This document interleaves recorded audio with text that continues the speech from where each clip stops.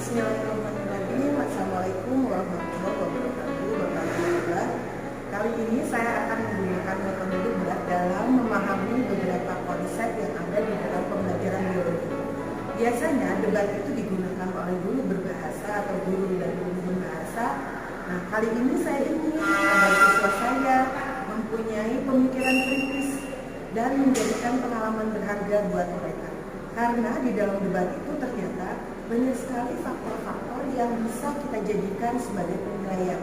Contohnya, bagaimana kemampuan berbahasa dari siswa, penguasaan materi, kemudian ekspresi, dan itu merupakan pembelajaran yang asik, menyenangkan, aktif, saintifik, inovatif, kreatif, dan menyenangkan.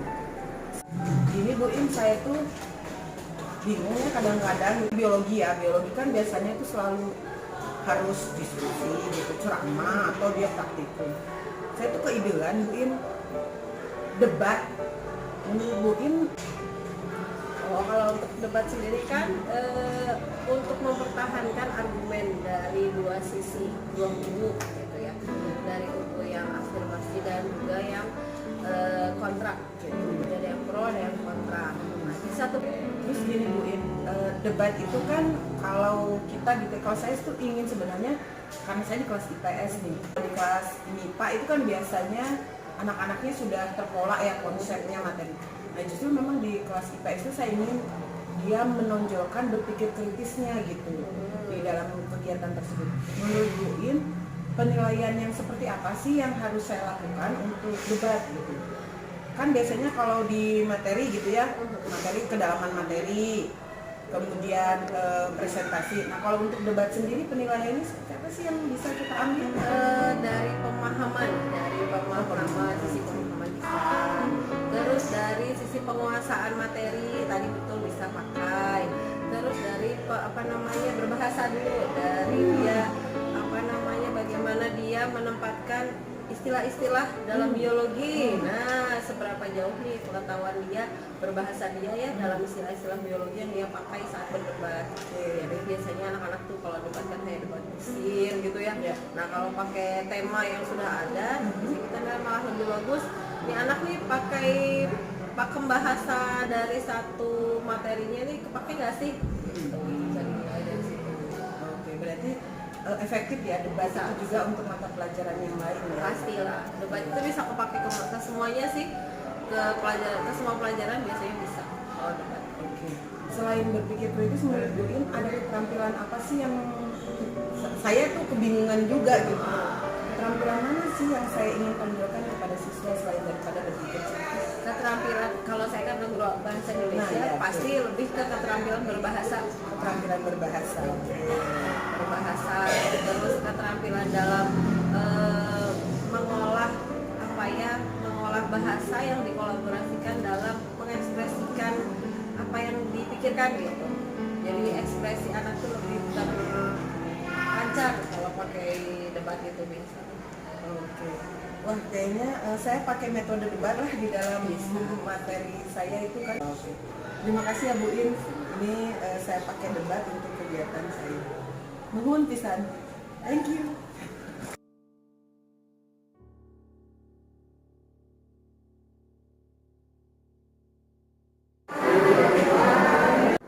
Jadi hormon ini tuh bisa lebih condong daripada hormon yang seharusnya.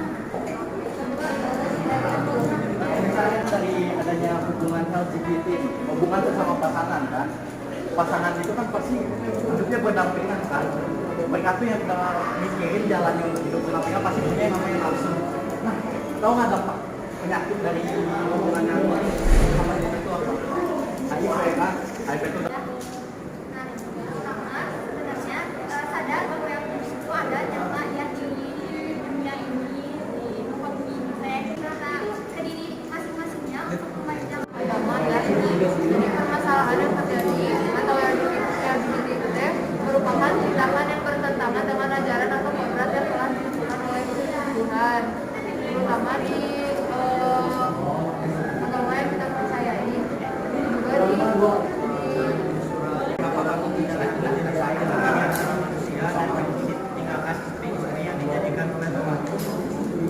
kamu adalah orang-orang yang bermanfaat.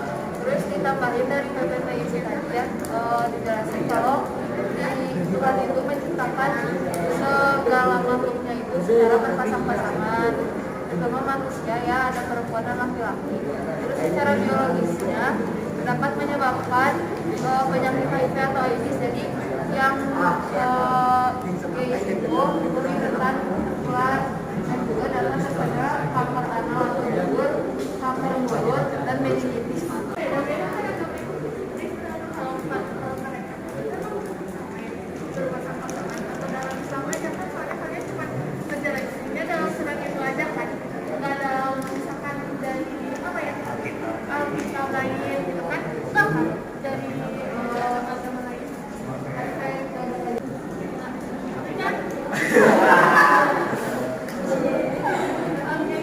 Tapi kan ya LGBT itu nggak semuanya perfect.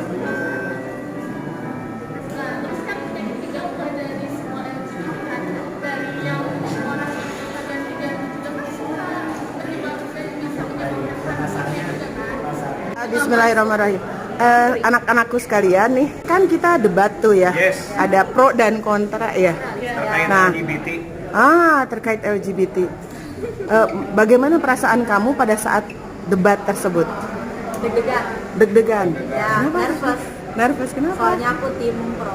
Oh, tim pro. Ya, aku mah jadi tahulah akan hal yang kayak gitu tentang penyakit HIV sama AIDS yang lain-lainnya juga jadi tahu. Oh, gitu. Deg-degan tapi seru. Tegan seru. Terus bisa mengutarakan pendapat. Oh. Seru sama deg-degan. Serunya bisa tahu hal mengenai LGBT kayak gitu lah, bahayanya. Oh. Terus menurut kamu penguasaan materi itu penting nggak sih? Sebelum kita melakukan Jadi kegiatan debat? kitanya punya pengalaman gitu. Kalau misalkan mau LGBT tahu itu penyakitnya bahaya. Nah, informasi tentang LGBT, seks dan gender itu kamu dapat dari mana? Dari internet. Dari internet. Jadi sebelumnya kamu baca dulu? Oh, baca dulu. Terus kalau kerja sama tim bagaimana menurut kamu? Diskusi dulu sebelum. Oh, diskusi. Berarti ada diberikan lembar kerja siswa ya? Nah, menurut kamu kalau di kelas biologi debat itu necessary nggak gitu? Penting nggak? Gitu? Penting. Penting. Kenapa penting? Kan karena biologi itu kan banyaknya materinya kayak gitu ya, praktek gitu ya. Nah, kalau menurut kamu debat itu gimana? Soalnya kan kayak kehidupan orang tuh beda-beda ya sih pola kehidupannya, ada yang sehat ada yang nggak sehat. Kadang-kadang tuh yang pola hidup yang nggak sehat tuh suka kutu gitu kalau mereka merasa kita baik-baik aja, padahal sebenarnya tuh bisa berdampak ke kehidupan selanjutnya. Jadi perlu dikasih tahu juga sih. Oke, berarti banyak sekali manfaat dari debat di dalam materi pelajaran biologi ya? Lebih senang debat atau presentasi ke depan? Debat. Kenapa? Ya tahu aja gitu pro dan kontranya kan. Kalau misalkan presentasi mah kan ngejelasin tentang satu gini tanpa ada yang tahu dari hal yang lain. Kalau pro kontra mah tahu gini apa yang salah sama apa yang benar. Soalnya komunikasinya dua arah. Oh, dua arah. Juga kita semua masing-masing jadi kayak saling cari informasi buat memperkuat pendapat sendiri-sendiri. Saling mengetahui informasi yang sebelumnya kita belum mengetahui dan dapat lebih dari orang yang udah mengetahui ini juga. Kalau Nadia gimana? Jadi kayak kalau debat kan jadi tukar pikiran juga. Terus yang sebelumnya kita pikir mungkin itu benar ternyata salah, jadi tahu kayak gitu sih. Oke. Terima kasih, semoga bermanfaat. Nah, Bapak Ibu sekalian, itulah pembelajaran debat yang sudah kami lakukan di dalam kelas. Semoga menginspirasi dan memberikan wahana bagi pembelajaran kita di kelas. Jangan lupa like dan subscribe, dan terima kasih, semoga bermanfaat.